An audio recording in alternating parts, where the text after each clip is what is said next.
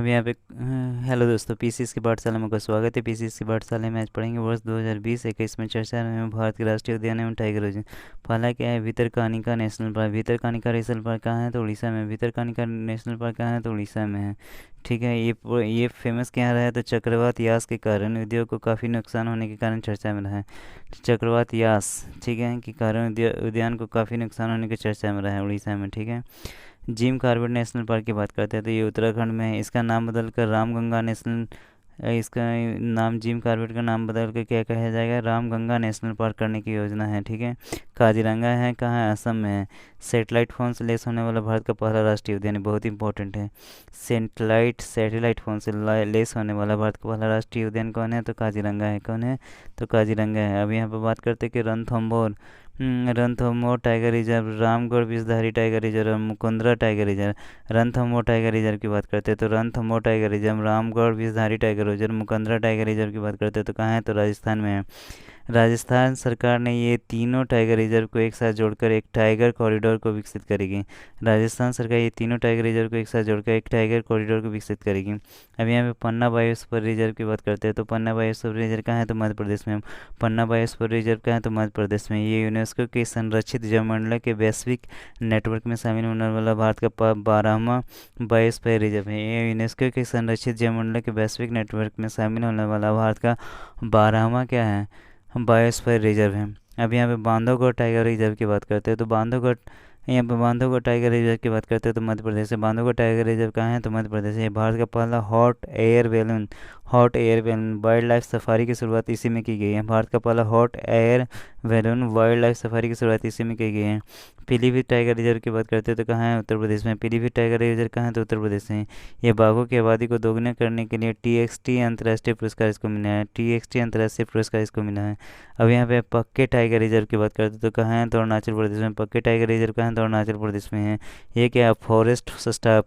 Forest staff को कोविड-19 के खिलाफ बीमा कवर देने के लिए चर्चा में रहा है। ठीक है, फॉरेस्ट स्टाफ को कोविड-19 के खिलाफ बीमा कवर देने के लिए चर्चा में रहा है।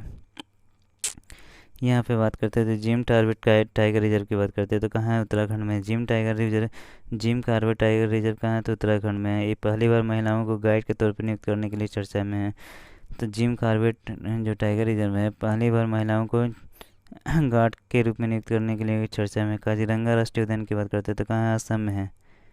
ये भारत का एकमात्र गोल्डन टाइगर काजी 106 एफ इस नेटवर्क में देखा गया। एकमात्र जो गोल्डन टाइगर है, जो गोल्डन सुनहरे रंग का टाइगर है, काजी 106 एफ इस नेशनल पार्क में देखा गया है। अब यहाँ पे पेंच टाइगर रिजर्व की बात करते हैं तो पेंच टाइगर रिजर्व कहाँ है? तो मध्य प्रदेश में। कहाँ है? तो मध्य प्रदेश में। बाघ की अत्यधिक मौत के कारण चर्चा में है। बाघ की अत्यधिक मौत के कारण कहाँ है चर्चा में? वाल्मीकि टाइगर रिजर्व, ये बहुत इंपॉर्टेंट है। एकमात्र टाइगर रिजर्व बिहार में कौन है? तो वाल्मीकि टाइगर रिजर्व।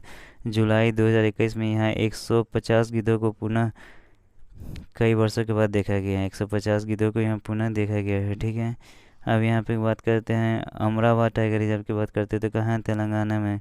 जुलाई 2021 में निगरानी सर्वेक्षण के दौरान 14 नए बाघों की पहचान की गई है। अमरावती टाइगर रिजर्व कहाँ है? तो तेलंगाना में है। जुलाई 2021 में निगरानी सर्वेक्षण के 14 नए बाघों की पहचान की गई है। अब यहाँ पे सतपुरा टाइगर रिजर्व की बात करते हैं तो कहाँ है? मध्य प्रदेश में। यहाँ NatWest group of heroes award दिया गया है। इसे सतपुरा टाइगर रिजर्व को दिया गया है? तो NatWest group of heroes award दिया गया है। अब यहाँ देहिंग पटकाई नेशनल पार्क की बात करते होते कहाँ है? तो असम में है। असम सरकार ने देहिंग पटकाई को राज्य को 7वां राष्ट्रीय उद्यान के रूप में अधिसूचित किया गया है।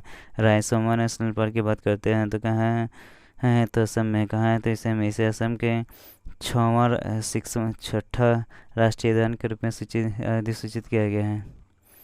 यहाँ रायमोना नेशनल पार्क है तो असम में। इसे असम के 6ठा राष्ट्रीय उद्यान के रूप में अधिसूचित किया गया है। करला पाट वन्यजीव अभयारण्य की बात करते हैं तो कहाँ है? उड़ीसा में है। ये हेमरेज सेप्टिसिमिया के कारण इस वन्यजीव में, ये बहुत इंपॉर्टेंट है। करला पाट वन्यजीव अभयारण्य कहाँ है? तो उड़ीसा में है। ये हेमरेज सेप्टिसिमिया के कारण इस वन्यजीव अभयारण्य में 6 हाथियों की मौत हुई है, बहुत इंपॉर्टेंट। 6 हाथी की मौत कहाँ हुई है? तो करला पाट वन्यजीव अभयारण्य में। पन्ना टाइगर रिजर्व की बात करते हैं तो कहाँ है? मध्य प्रदेश में। यूनेस्को को मैन एंड बायोस्फीयर प्रोग्राम के हिस्सा करने के कारण चर्चा में है। यूनेस्को का मैन एंड बायोस्फीयर प्रोग्राम के हिस्सा करने की चर्चा में। ठीक है। हेलो दोस्तों, पीसीएस की पाठशाला में आपका स्वागत है। पीसीएस की पाठशाला में आज पढ़ेंगे वर्ष 2021 में हुए प्रमुख राष्ट्रीय सम्मेलन। वर्ष 2021 में हुए प्रमुख राष्ट्रीय सम्मेलन। पहला क्वेश्चन क्या है? डिफेंस एक्सपो 2022 की बात करते हैं। डिफेंस एक्सपो 2022 की बात करते हैं तो आयोजन की तिथि कितनी है? तो मार्च 2022। आयोजन की तिथि कितनी है? तो मार्च 2022। स्थल की बात करते हैं तो गांधीनगर गुजरात। स्थल की बात करते हैं तो गांधीनगर गुजरात। मुख्य बिंदु की बात करते हैं तो डिफेंस एक्सपो ये द्विवार्षिक रूप से आयोजित की जाती है। द्विवार्षिक रूप से आयोजित किए जाएंगे। अब यहाँ पे 108वां भारतीय विज्ञान कांग्रेस की बात करते हैं तो जनवरी 2022 में हुआ। कहाँ हुआ? तो पुणे महाराष्ट्र में हुआ। 128वां भारतीय विज्ञान कांग्रेस कहाँ हुआ? तो पुणे महाराष्ट्र में हुआ। थीम का है तो महिला सशक्तिकरण के साथ सतत विकास के लिए विज्ञान और प्रौद्योगिकी। महिला सशक्तिकरण के साथ सतत विकास के लिए विज्ञान और प्रौद्योगिकी। राष्ट्रीय सहकारी सम्मेलन की बात करते हैं तो सितंबर 2021 में राष्ट्रीय सहकारी सम्मेलन का हुआ तो सितंबर 2021 में हुआ।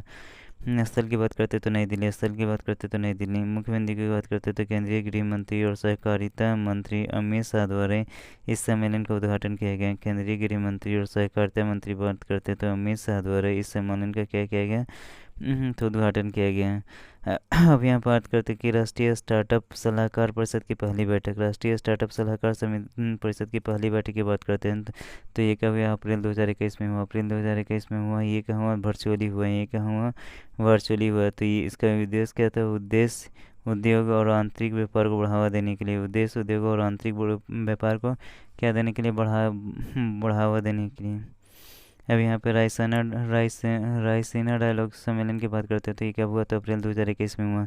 स्थल की बात करते तो नई दिल्ली। स्थल की बात करते तो नई दिल्ली। मुख्य अतिथि की बात करते तो मुख्य अतिथि क्या है? रवांडा के राष्ट्रपति कागमे। रवांडा के राष्ट्रपति को हैं तो पॉल कागमे। और डेनमार्क के प्रधानमंत्री को हैं तो मेटे फ्रेडरिक सेन। मेटे फ्रेडरिक क्या है?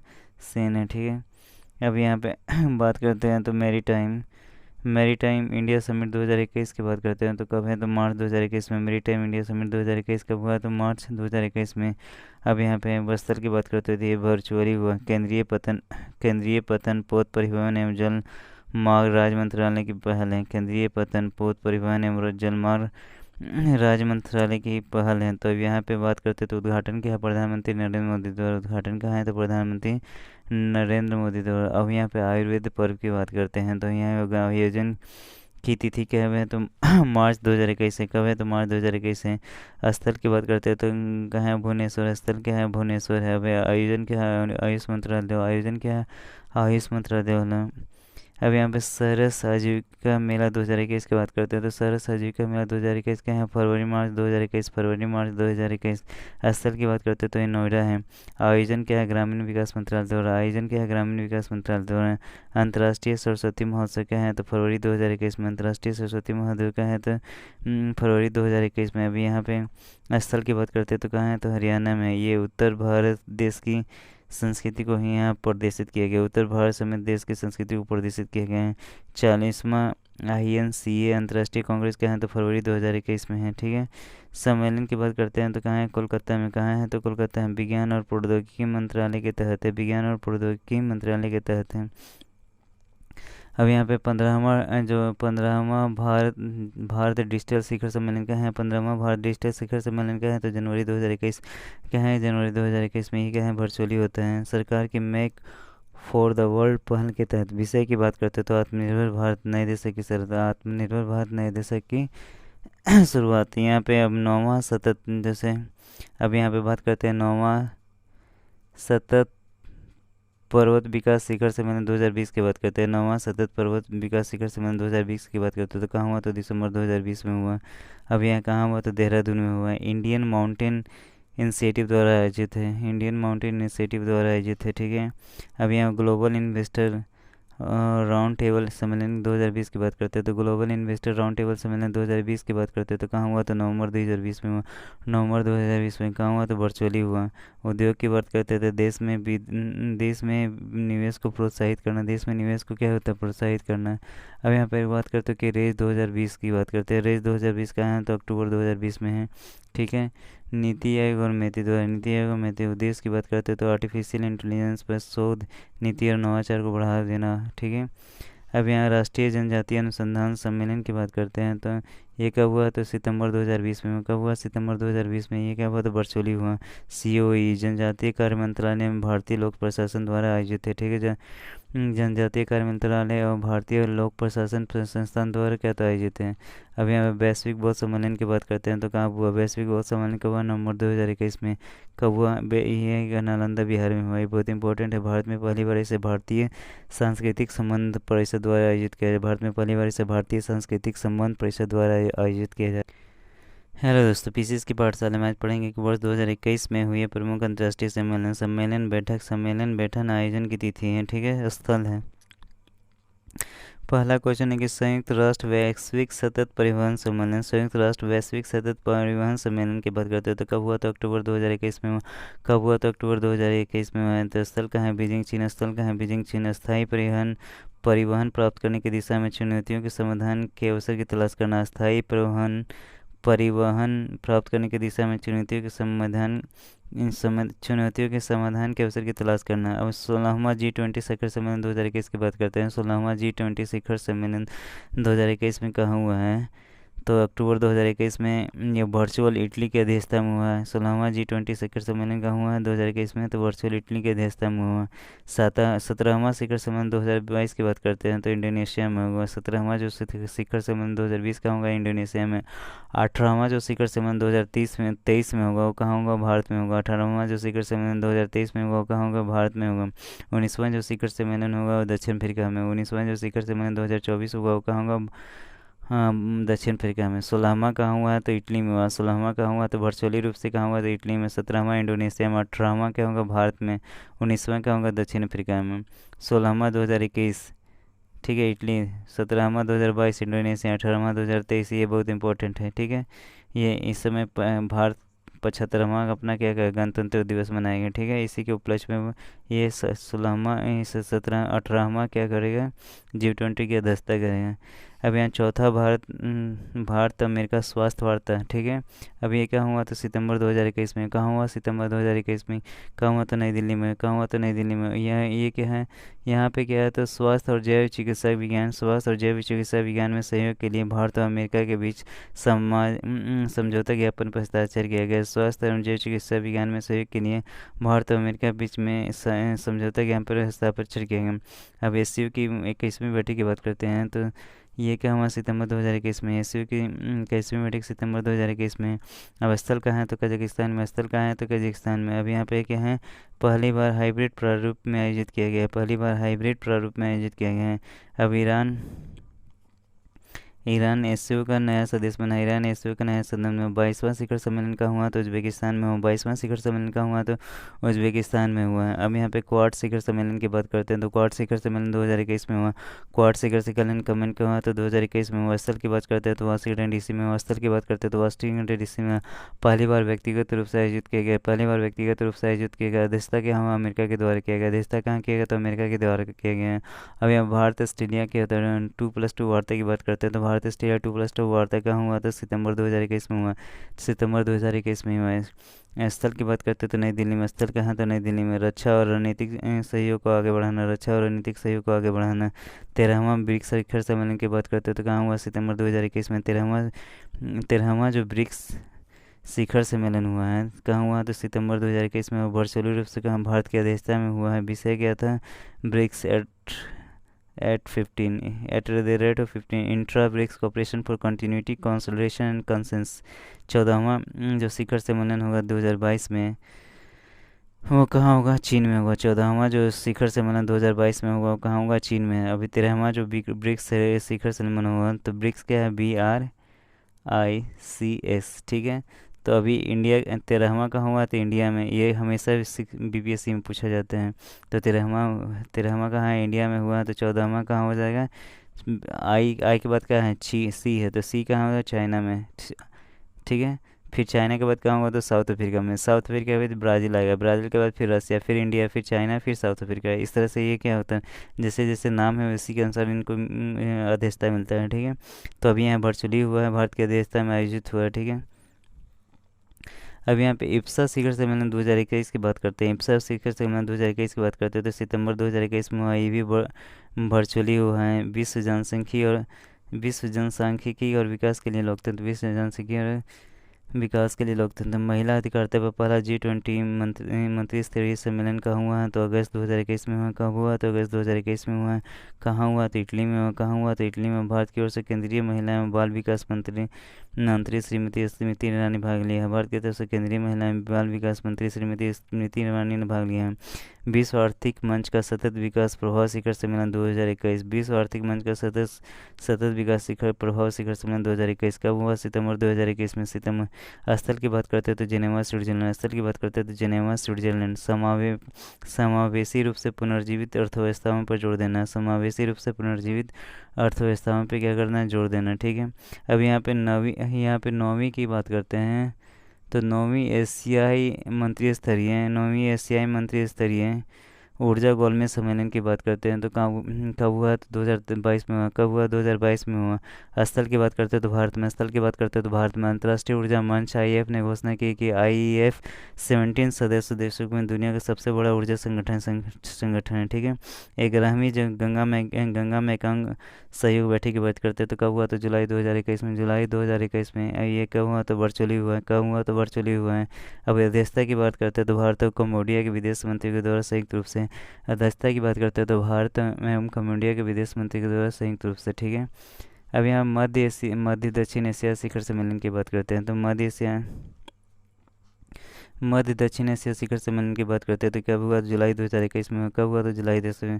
अब यहाँ पर स्थल की बात करते हैं तो उज्बेकिस्तान है। जो स्थल की बात करते हैं तो उज्बेकिस्तान है। उज्बेकिस्तान के राष्ट्रपति शाकवत मिर्जियोयेव ने इसकी अध्यक्षता की है। ठीक है। अब यहाँ पे कोविन ग्लोबल कॉन्क्लेव की बात करते हैं।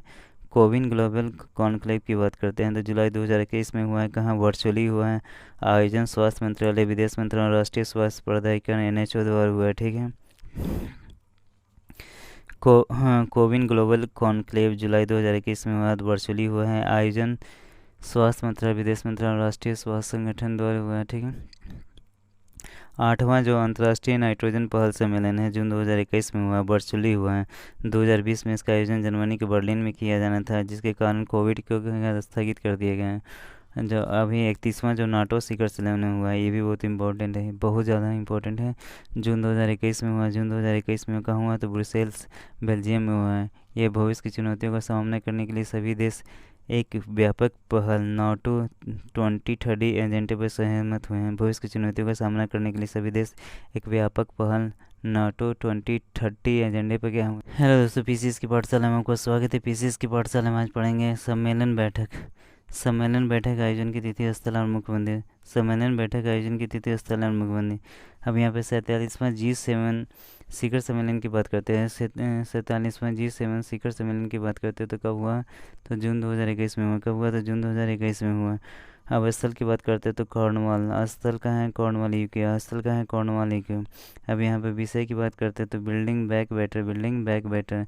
अध्यक्षता की बात करते हैं तो UK के द्वारा, यूनाइटेड किंगडम के द्वारा। UK ने ऑस्ट्रेलिया, भारत, दक्षिण अफ्रीका, दक्षिण कोरिया और दक्षिण अफ्रीका को अतिथि देशों के रूप में आमंत्रित किया है। ठीक है।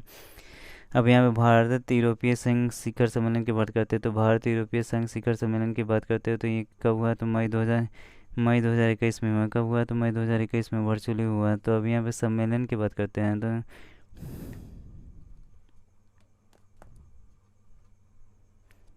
सम्मेलन की बात करते हैं तो सम्मेलन में आतंकवाद सम्मेलन में क्या आतंकवाद है, 5G टेक्नोलॉजी आदि पर चर्चा हुआ। इस सम्मेलन में भारत का प्रतिनिधित्व प्रधानमंत्री नरेंद्र मोदी ने किया। ठीक है। प्रधानमंत्री नरेंद्र मोदी जी ने किया। ठीक है। G20 वैश्विक स्वास्थ्य शिखर सम्मेलन 2021 की बात करते हैं तो मई 2021 में हुआ है। G20 वैश्विक स्वास्थ्य शिखर सम्मेलन का मई 2021 में हुआ। कहाँ हुआ? तो विला पाम प्लीज रोम में हुआ, इटली में हुआ। विषय की बात करते हैं तो यूनाइटेड अगेंस्ट कोविड-19। अब यहाँ पहला ब्रिक्स रोजगार कार्य समूह की बैठक कहाँ हुआ? तो मई 2021 में हुआ। तो यहाँ क्या है? वर्चुअली हुआ है। ये सब ब्रिक्स के बैठक है, इस बार कहाँ हुआ? तो इंडिया में हुआ। तो सब बैठक कहाँ हुआ? तो इंडिया में। तो इसकी अध्यक्षता किसने किया? तो श्रम और रोजगार सचिव श्री अपूर्ण चंद्रा ने की है। ठीक है। यहाँ पे P4G शिखर सम्मेलन की बात करते हैं, P4G शिखर सम्मेलन की बात करते हैं। तो मई 2021 में हुआ, तो कहाँ हुआ है, तो सियोल दक्षिण कोरिया में हुआ, सियोल दक्षिण कोरिया में। अब यहाँ पे विषय की बात करते हैं, तो कार्बन तटस्थता की और समावेशी हरिन पुनर्होने प्राप्ति, ठीक है। नेताओं की जलवायु शिखर सम्मेलन, नेताओं के जलवायु शिखर सम्मेलन की बात करते हैं, तो कब हुआ है, तो अप्रैल 2021 में हुआ, अप्रैल 2021 में हुआ है। स्थल की बात करते हैं तो वर्चुअली हुआ है, ठीक है। मेजबानी कौन की किसने की है, तो अमेरिकी राष्ट्रपति जो बाइडेन ने की है। पेरिस समझौते के 5वीं वर्षगांठ पर आयोजित किया गया है, पेरिस समझौते के 5वीं वर्षगांठ पर किया गया है। अब यहाँ पे 17वां जो बीम स्टेक मंत्री स्तरीय बैठक है, ये अप्रैल 2021 में हुआ। 17वीं बीम स्तरीय जो बीम स्टेक मंत्री स्तरीय बैठक है, अप्रैल 2021 में हुआ है। अब स्थल की बात करते हैं तो वर्चुअली है। श्रीलंका की अध्यक्षता में आयोजित हुआ, भारत के विदेश मंत्री ने हिस्सा लिया। श्रीलंका की अध्यक्षता में आयोजित हुआ, भारत के विदेश मंत्री ने भाग लिया। अभी यहाँ पे 6ठी जो भारत ब्राज़ील दक्षिण अफ्रीका इप्सा महिला फोरम की बैठक थी, तो क्या हुआ, तो मार्च 2021 में हुआ। मार्च 2021 में हमें यहाँ वर्चुअल हुआ। महिला और बाल विकास मंत्रालय भारत सरकार द्वारा आयोजित किया गया, महिला और बाल विकास मंत्रालय भारत सरकार द्वारा आयोजित किए गए हैं। अब यहाँ पे क्वाड समिट 2021 का हुआ, तो मार्च 2021 में वर्चुअली हुआ है। इसका उद्देश्य क्या था, कोविड-19, खुला और समावेशी हिंद प्रशांत क्षेत्र, समुद्री सुरक्षा, जलवायु परिवर्तन आदि मुद्दों पर विशेष विचार विमर्श किया गया। पहला आसियान, अब यहाँ पे बात करते हैं कि पहला आसियान भारत हैकाथन 2021, पहला आसियान भारत हैकाथन 2021 की बात करते हैं। तो ये क्या है, आयोजन की तिथि क्या है, फरवरी 2021। यहाँ पे तो वर्चुअली है। शिक्षा मंत्री के नवाचार प्रकोष्ठ, शिक्षा मंत्री का नवाचार प्रकोष्ठ, अखिल भारतीय तकनीकी शिक्षा परिषद, विदेश मंत्रालय और आसियान देशों के सहयोग से हुआ है, ठीक है। अब यहाँ पे बात करते हैं कि विश्व सतत शिखर सम्मेलन 2021 की बात करते हैं, तो कब हुआ, तो फरवरी 2021 में हुआ है। ये क्या हुआ, वर्चुअली हुआ है। प्रधानमंत्री नरेंद्र मोदी द्वारा इसका उद्घाटन किया गया। इसे टेरी द्वारा आयोजित किया गया था, प्रधानमंत्री नरेंद्र मोदी द्वारा इसका उद्घाटन किया गया, इसे टेरी द्वारा आयोजित किया गया था। चौथा वैश्विक आयुर्वेद महोत्सव हुआ, तो जनवरी 2021 में हुआ, तो कहाँ हुआ, तो केरल में हुआ, तो कहाँ हुआ है, तो केरल हुआ। उद्देश्य की बात करते हैं तो आयुर्वेद पर वैश्विक चर्चा में इसके विकास को बढ़ावा देना, आयुर्वेद पर वैश्विक चर्चा और इसके विकास को बढ़ावा देना। Bharat Japan act east forum की 5वीं संयुक्त बैठक, Bharat Japan act east forum की 5वीं संयुक्त बैठक की बात करते हैं, तो क्या है, जनवरी 2021 में नई दिल्ली में। अध्यक्षता भारत में जापान के राजदूत और विदेश सचिव हर्षवर्धन श्रृंगला ने की है। अध्यक्षता भारत में जापान के राजदूत और विदेश सचिव किसने की है, तो हर्षवर्धन श्रृंगला ने की है, ठीक है। 20वां जो Indian Ocean Rim Association IORA की मंत्री परिषदीय बैठक हुई है, दिसंबर 2020 में हुई है, वही भी वर्चुअली हुई है। अध्यक्षता किसके द्वारा की गई है, तो UAE के द्वारा की गई है, यूनाइटेड अरब अमीरात के द्वारा की है। भारत का नेतृत्व विदेश मंत्रालय के MO मुरलीधरन ने किया था, ठीक है। अब यहाँ पे क्या, अंतर्राष्ट्रीय भारतीय महोत्सव 2020 की बात करते हैं, तो कहाँ हुआ था, तो दिसंबर 2020 में हुआ था, वर्चुअली हुआ था। यह तमिलनाडु के प्रख्यात पत्रकार महाकवि सुब्रमण्यम भारती की 138वीं जयंती पर इसका आयोजन किया गया है, तो ठीक है। यहाँ पे बात करते हैं तो Asia Pacific economic cooperation APEC शिखर सम्मेलन 2020 की बात करते हैं, तो कब हुआ, तो नवंबर 2020 में हुआ, वर्चुअली हुआ, ठीक है। अध्यक्षता भारत की बात करते हैं तो मलेशिया के जो प्रधानमंत्री थे मोहिउद्दीन यासीन ने किए हैं। एपेक शिखर सम्मेलन 2021 की मेजबानी न्यूजीलैंड करेगा। यहाँ पे 15वां जो पूर्वी एशिया शिखर सम्मेलन 2020 था, ये कब हुआ, तो नवंबर 2020 में हुआ, नवंबर 2020 में हुआ, वर्चुअली हुआ। अध्यक्षता की बात करते तो वियतनाम के प्रधानमंत्री गुयेन। हेलो दोस्तों, पीसीएस की पाठशाला में आज पढ़ेंगे राष्ट्रीय, ठीक है। भारत का पहला भूकंप पूर्व चेतावनी ऐप भूकंप अलर्ट को किस राज्य में लॉन्च किया गया है, तो उत्तराखंड में लॉन्च किया गया। हाल के दिनों में उत्तराखंड में बहुत सारे भूकंप आए हैं, क्योंकि ये हिमालय के करीब है। हिमालय क्या होता है, भूकंप सेंसिटिव एरिया है, वहाँ पे भूकंप बहुत ज़्यादा होते हैं। तो भारत का पहला भूकंप पूर्व चेतावनी ऐप भूकंप अलर्ट किस राज्य में लॉन्च किया गया, तो उत्तराखंड में। 1 करोड़ फास्टैग जारी करने वाला भारत का पहला पेमेंट बैंक कौन है, तो पेटीएम। 1 करोड़ फास्टैग जारी करने वाला भारत का पहला पेमेंट बैंक कौन है, तो पेटीएम। पेमेंट बैंक कौन है, तो पेटीएम। भारत का पहला शराब संग्रहालय कहाँ खोला जाएगा, तो गोवा में, बहुत इंपॉर्टेंट। भारत का पहला शराब संग्रहालय कहाँ खोला जाएगा, तो गोवा में। भारत का पहला इलेक्ट्रिक व्हीकल फ्रेंडली हाईवे कौन बना, दिल्ली चंडीगढ़ हाईवे। भारत का पहला इलेक्ट्रिक व्हीकल फ्रेंडली हाईवे कौन बना? दिल्ली चंडीगढ़ हाईवे। अस्पताल परिसर के अंदर फायर स्टेशन स्थापित करने वाला भारत का पहला अस्पताल कौन है? अस्पताल परिसर के अंदर फायर स्टेशन स्थापित करने वाला भारत का पहला अस्पताल है एम्स दिल्ली है। राष्ट्रीय शिक्षा नीति 2020 के कार्यान्वयन के लिए आदेश जारी करने वाला भारत का पहला राज्य कौन है? तो कर्नाटक है। राष्ट्रीय शिक्षा नीति 2020 के कार्यान्वयन के लिए आदेश जारी करने वाला भारत का पहला राज्य कौन है? तो कर्नाटक है। 100% कोविड टीकाकरण कवरेज हासिल करने वाला भारत का पहला शहर कौन है? ये भी इम्पोर्टेंट है, भुवनेश्वर है। 100% कोविड टीकाकरण कवरेज हासिल करने वाला भारत का पहला शहर कौन है? तो भुवनेश्वर है। ट्रांसजेंडर की नौकरियों में आरक्षण देने वाला पहला राज्य कौन है? तो कर्नाटक, ये भी इम्पोर्टेंट है। ट्रांसजेंडर की नौकरी में आरक्षण देने वाला पहला राज्य कौन है? कर्नाटक है। प्रतिदिन 24 घंटे नल के द्वारा शुद्ध पानी मुहैया करने वाला भारत का पहला शहर कौन है? तो पुरी है। प्रतिदिन 24 घंटे नल के द्वारा शुद्ध पानी मुहैया करने वाला भारत का पहला शहर कौन है? तो पुरी है। ब्लॉकचेन तकनीक द्वारा शैक्षिक दस्तावेज जारी करने वाला पहला राज्य कौन है? तो महाराष्ट्र है। ब्लॉकचेन तकनीक द्वारा शैक्षिक दस्तावेज जारी करने वाला पहला राज्य कौन है? तो महाराष्ट्र है। 100% कोविड वैक्सीन की पहली डोज लगाने वाला भारत का पहला केंद्र शासित प्रदेश कौन है? तो लद्दाख है। 100% कोविड वैक्सीन की पहली डोज लगाने वाला भारत का पहला केंद्र शासित प्रदेश कौन है? तो लद्दाख है। भारत का पहला डॉल्फिन रिसर्च अनुसंधान कहाँ बन रहा था? पटना, ये बहुत ही इंपॉर्टेंट है। भारत के किस शहर में अमेजिंग इंडिया ने अपना पहला डिजिटल केंद्र शुरू किया है? डिजिटल केंद्र कहाँ किया? तो सूरत में किया। ठीक है। भारतीय रेलवे का पहला फ्रेश वाटर एक्वेरियम टनल कहाँ बनाया है? तो बेंगलुरु रेलवे स्टेशन। भारतीय रेलवे का पहला फ्रेश वाटर एक्वेरियम टनल कहाँ बनाया गया? तो बेंगलुरु रेलवे स्टेशन। रेबीज मुक्त होने की घोषणा करने वाला भारत का पहला राज्य कौन है? तो गोवा है। रेबीज मुक्त होने की घोषणा करने वाला भारत का पहला राज्य कौन है? तो गोवा है। विश्व का पहला आनुवांशिक रूप से संशोधित रबर प्लांट किस राज्य में लाया गया? तो असम में लाया गया है। किस राज्य में लाया गया? तो असम में लाया गया है। अब भारत का पहला कृषि निर्यात सुविधा केंद्र कहाँ खोला गया? तो पुणे में खोला गया। भारत का पहला कृषि निर्यात सुविधा केंद्र कहाँ खोला गया? तो पुणे में खोला गया है। 100 टैक्सी बोट मूवमेंट करने वाला दुनिया का पहला एयरपोर्ट कौन है? तो इंदिरा गांधी अंतर्राष्ट्रीय हवाई अड्डा। 1000 टैक्सी बोट मूवमेंट करने वाला दुनिया का पहला एयरपोर्ट कौन है? तो इंदिरा गांधी अंतर्राष्ट्रीय हवाई अड्डा। अब भारत का पहला पूर्ण विद्युतीकृत रेलवे जोन कौन बना? तो पश्चिम मध्य रेल। भारत का पहला पूर्ण विद्युतीकृत रेलवे जोन कौन बना? तो पश्चिम मध्य रेलवे। 2 हर सड़क बनाने की घोषणा करने वाला भारत का पहला राज्य कौन है? तो बिहार का है। तो राजगीर और बोधगया है। 2 हरी शहर बनाने की घोषणा करने वाला भारत का पहला राज्य कौन है? तो बिहार, राजगीर और बोधगया। अब यहाँ पे क्वेश्चन कर रहा है कि जनवरी के लिए पहला सरकारी एम्बुलेंस नेटवर्क किसने स्थापित करने का निर्णय लिया? तो आंध्र प्रदेश ने।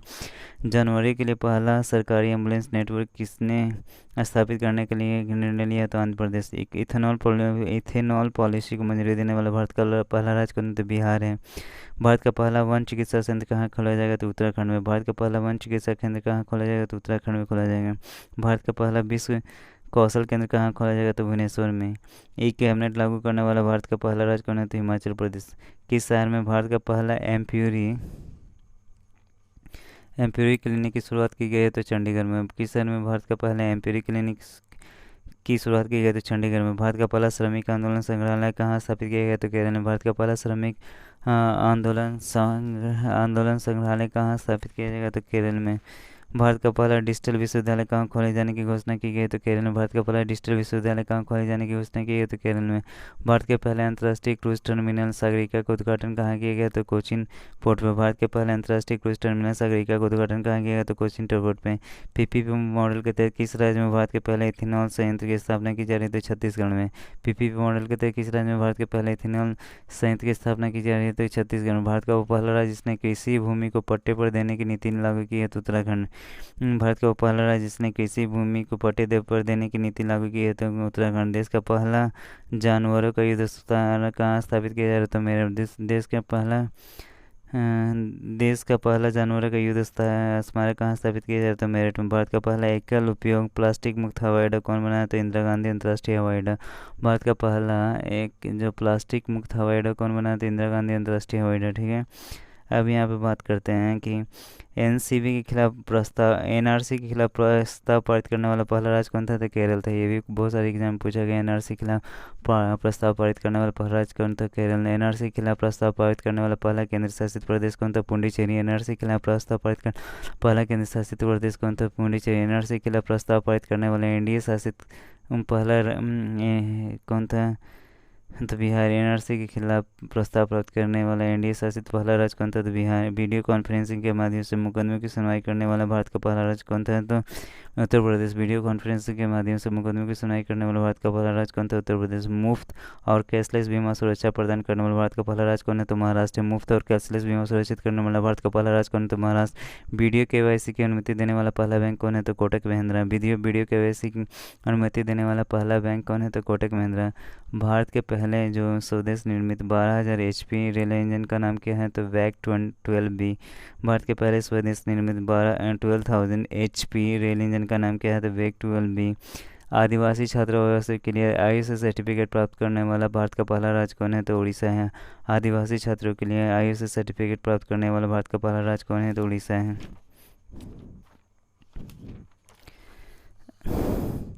अब यहाँ पे बात करते हैं कि भारत का पहला राज्य जहाँ 100% घरों में एलपीजी गैस मिलते हैं। तो बहुत सारे एग्जाम पूछा गया। तो कहाँ था? हिमाचल प्रदेश। कहाँ है? तो हिमाचल प्रदेश है। ठीक है।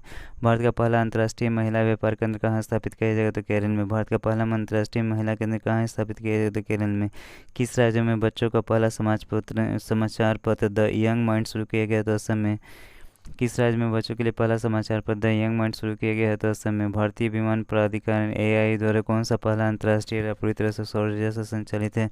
तो पुडुचेरी। ये तो बहुत ही इंपॉर्टेंट है, बहुत ज़्यादा एग्जाम में पूछे जाएंगे। भारतीय विमान प्राधिकरण के द्वारा कौन सा हवाई अड्डा पूरी तरह से सौर ऊर्जा से संचालित है? तो पुडुचेरी हवाई अड्डा। अपने ग्रामीण क्षेत्रों में 100% घरों से नल आपूर्ति करने वाला देश का पहला राज्य कौन बना? तो गोवा।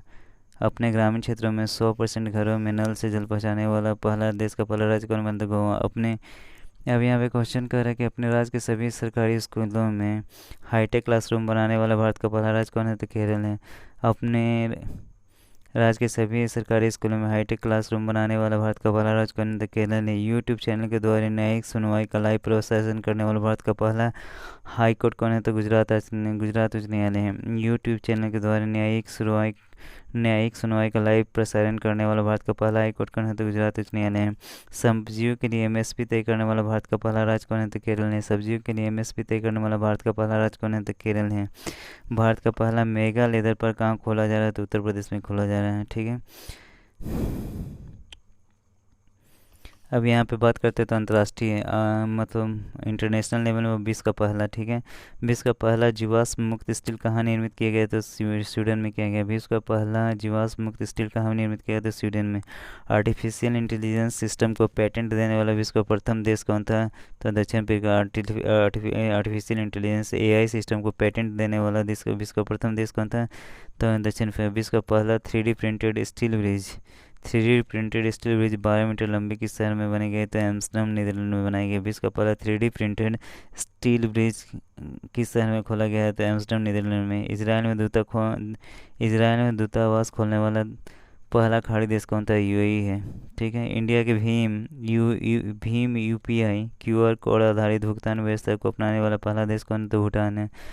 इंडिया के भीम यूपीआई QR कोड आधारित भुगतान व्यवस्था को स्थापित करने वाला पहला देश कौन है? तो भूटान है। बिटकॉइन को कानूनी तौर पर अपनाने वाला विश्व का पहला देश कौन है? तो अल सल्वाडोर। वही बहुत इंपॉर्टेंट है। बिटकॉइन को कानूनी तौर पर अपनाने वाला विश्व का पहला देश कौन है? तो अल सल्वाडोर है। विश्व का पहला नैनो यूरिया लिक्विड बनाने वाला संगठन कौन है? तो इफ्को है। विश्व का पहला नैनो यूरिया लिक्विड लॉन्च करने वाला पहला संगठन कौन है? तो इफ्को है। जानवरों के लिए कोरोना टीके बनाने वाला विश्व का पहला देश कौन है? तो रूस है। जानवरों के लिए कोरोना टीके बनाने वाला विश्व का पहला देश कौन है? तो रूस का। टाइम्स मैगजीन के कवर पेज पर आने वाला पहला ट्रांसजेंडर व्यक्ति कौन है? तो इलियट पेज है।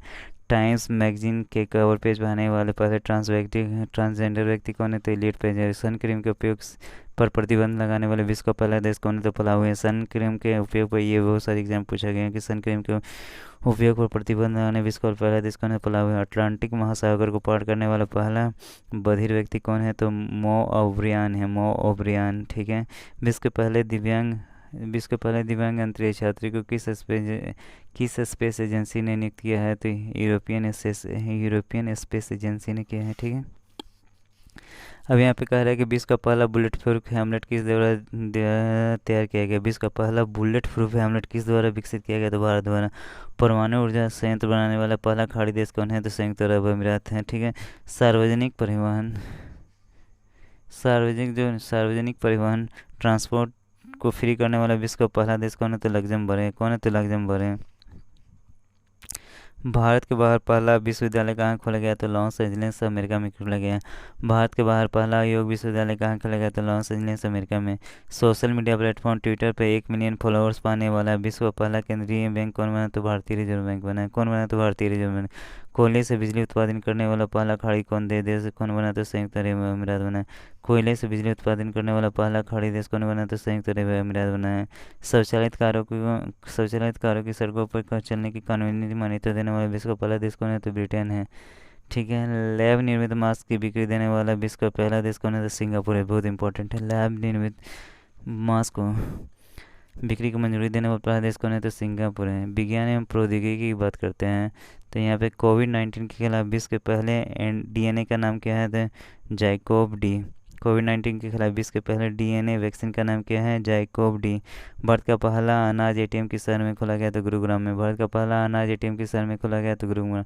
विश्व के पहले आर्टिफिशियल इंटेलिजेंस एआई का नाम क्या है? तो मैफ्लावर 400। भारत के किस आईआईटी संस्थान ने देश के पहले 3D प्रिंटेड मकान का उद्घाटन हुआ है? तो आईआईटी मद्रास में।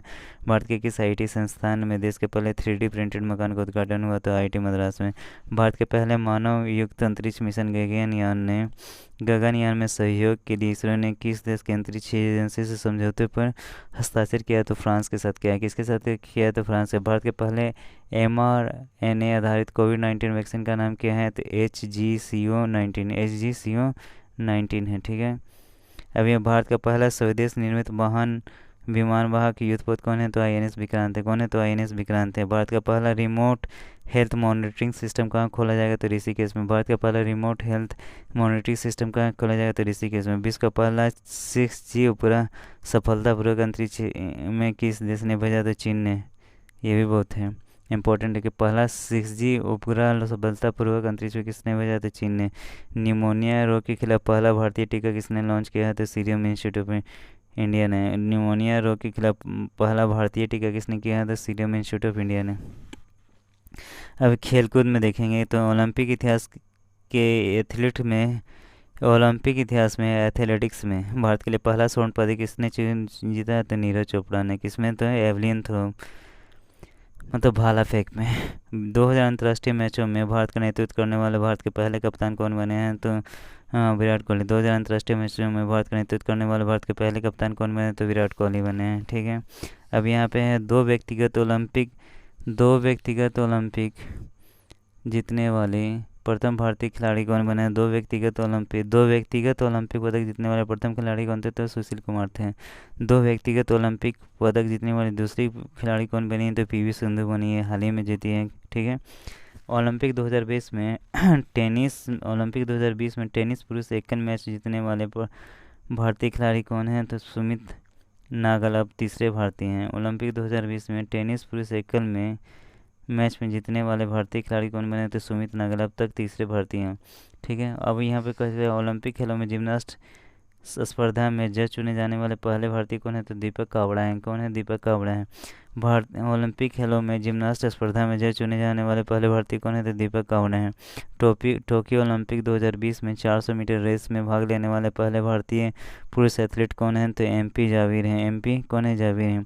टोक्यो ओलंपिक के 13 की स्पर्धा में क्वालिफाई करने वाले पहले भारतीय कौन है? तो साजन प्रकाश हैं। टोक्यो ओलंपिक के तैराकी स्पर्धा में क्वालिफाई करने वाले पहले भारतीय कौन है? तो साजन प्रकाश हैं। टोक्यो ओलंपिक में क्वालिफाई करने वाले पहले भारतीय ताइक्वांडो एथलीट कौन है? तो अरुणा तंवर है। ठीक है। टोक्यो पैरालंपिक में क्वालिफाई करने वाले पहले भारतीय ताइक्वांडो एथलीट कौन है? तो अरुणा तंवर है। अपने 100वें टेस्ट मैच में दोहरा शतक लगाने वाले विश्व के पहले बल्लेबाज कौन बने? जो रूट भारत के खिलाफ। अब यहाँ पे पर्यावरण और पारिस्थितिकी की बात करते हैं तो सैटेलाइट फोन से लैस होने वाला भारत का पहला राष्ट्रीय उद्यान कौन है? तो काजीरंगा राष्ट्रीय उद्यान है। बहुत इंपॉर्टेंट है। शहरी क्षेत्र में सामुदायिक वन संस्थान वन संसाधन अधिकारियों को मान्यता देने वाला भारत का पहला राज्य कौन है? तो छत्तीसगढ़ है। भारत का पहला थंडर स्टॉर्म रिसर्च परीक्षण कहाँ स्थापित किया जाएगा? तो उड़ीसा में किया जाएगा। भारत का पहला थंडर स्टॉर्म रिसर्च परीक्षण कहाँ स्थापित किया जाएगा? तो उड़ीसा में किया जाएगा। भारत का पहला वेटलैंड संरक्षण एवं प्रबंधन केंद्र कहाँ स्थापित किया जाएगा? तो चेन्नई तमिलनाडु में। भारत का पहला वेटलैंड संरक्षण एवं प्रबंधन केंद्र कहाँ स्थापित किया जाएगा? तो चेन्नई तमिलनाडु में। ठीक है। किस शहर में भारत का पहला जेंडर पार्क खोला जाएगा? तो कोझीकोड़ा केरल में। किस शहर में भारत का पहला जेंडर पार्क खोला जाएगा? तो कोझीकोड़ा केरल में। ठीक है। भारत का पहला इंडोर स्की पार्क कहाँ स्थापित किया जाएगा? तो कुफरी हिमाचल प्रदेश में। कुफरी हिमाचल प्रदेश में। भारत का पहला पॉलिनेटर पार्क कहाँ है? तो नैनीताल उत्तराखंड में। भारत का पहला पॉलिनेटर पार्क कहाँ है? तो नैनीताल उत्तराखंड में। भारत का पहला क्रिप्टोगामिक गार्डन कहाँ खोला जाएगा? तो उत्तराखंड में। भारत का पहला क्रिप्टोगामिक गार्डन कहाँ खोला जाएगा? तो उत्तराखंड में। भारत के पहले वेनेडियम आधारित सौर ऊर्जा संयंत्र 56 kVA का उद्घाटन कहाँ किया गया? तो सिक्किम में किया गया है। ठीक है। विश्व के पहले प्लेटिपस अभयारण्य का निर्माण कौन देश कर रहा है? तो ऑस्ट्रेलिया कर रहा है। कौन कर रहा है? तो ऑस्ट्रेलिया कर रहा है। ठीक है। अब यहाँ वर्ष 2021 के प्रमुख ब्रांड एम्बेसडर की बात करते हैं। तो नितिन गडकरी। खादी प्राकृतिक पेंट के बहुत इंपॉर्टेंट है। ठीक है। फिट इंडिया मूवमेंट के कौन है? तो कुलदीप पांडु है। फिट इंडिया मूवमेंट के कौन है? कुलदीप पांडु है। One district one product Uttar Pradesh के कौन है? तो कंगना रनौत है। वन डिस्ट्रिक्ट वन प्रोडक्ट की कौन है? तो कंगना रनौत है। नेशनल बास्केटबॉल एसोसिएशन के कौन है? तो रणवीर सिंह है। नेशनल बास्केटबॉल एसोसिएशन के कौन है? तो रणवीर सिंह है। एमरेन के ब्रांड एम्बेसडर कौन है? तो दिशा पाटनी है। एमरेन के ब्रांड एम्बेसडर कौन है? तो दिशा पाटनी है। फिनो पेमेंट बैंक के कौन है? तो पंकज त्रिपाठी है। फिनो पेमेंट बैंक के कौन है? तो पंकज त्रिपाठी है। ठीक है।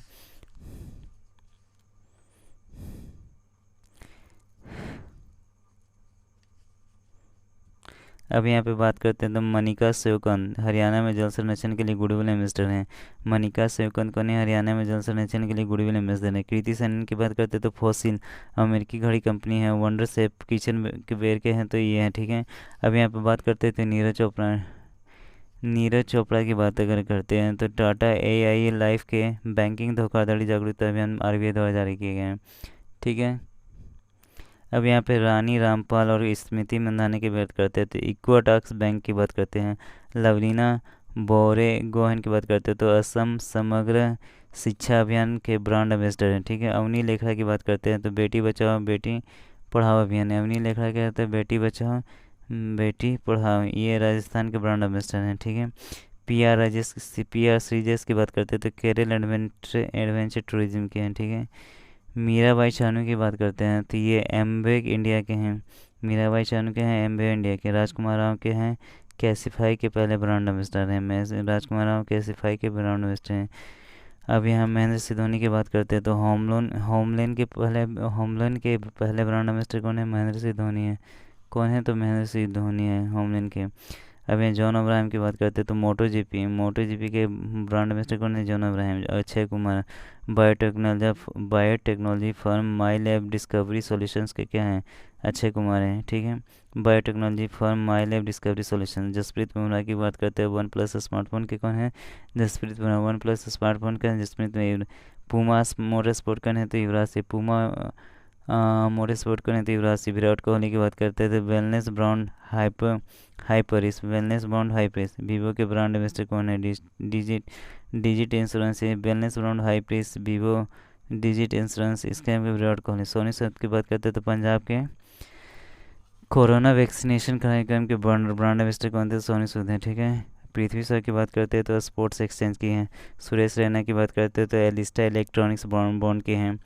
आयुष्मान खुराना की बात करते हैं तो टेक्नो स्मार्टफोन के कौन है? तो आयुष्मान खुराना है। वाशिंगटन सुंदर और Devdutt Padikkal Puma sports brand के हैं। पूमा स्पोर्ट्स ब्रांड के हैं। ठीक है। रविंद्र जडेजा की बात करते हैं तो स्पोर्ट्स वेयर ब्रांड एसिक्स के हैं। दीपिका पादुकोण लेवाइज की हैं। ठीक है। रोहित शर्मा की बात करते हैं तो कैंडिड पाउडर ग्लेनमार्क फार्मा के उत्पाद कैंडिड पाउडर के कौन है? रोहित शर्मा है। अब ये न्यू ग्रोथ के क्रेडिट प्राइवेट लिमिटेड के कौन है? अंजिका रहाणे हैं। New growth credit private limited के कौन है? तो अंजिका है। क्रिस्टा IVF के कौन है? तो करीना कपूर है। ठीक है।